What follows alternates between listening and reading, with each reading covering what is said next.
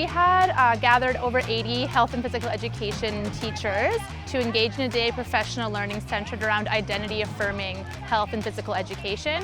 And on that day, we were able to bring in Road Tennis Barbados. When we were first introduced to road tennis, we were really happy with the equity of access of the sport, how easy it is for students and staff to get involved, and how accessible it is for all of our learners with any kind of ability or mobility needs. So the event today is actually quite historic.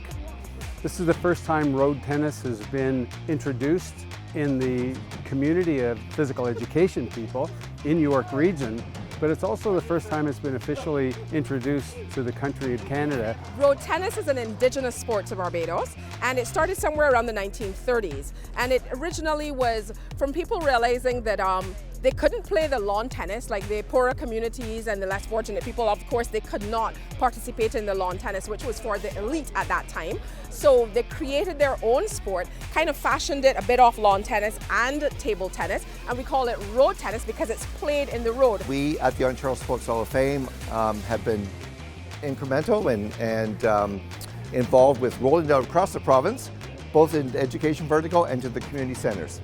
So we're standing on the shoulders of some giants who didn't have the opportunities that we have now to help them push the game around the world. And especially here in York Region where I reside, where my children are graduates of the York Board. And so yeah, this is incredible for me to be a part of this process.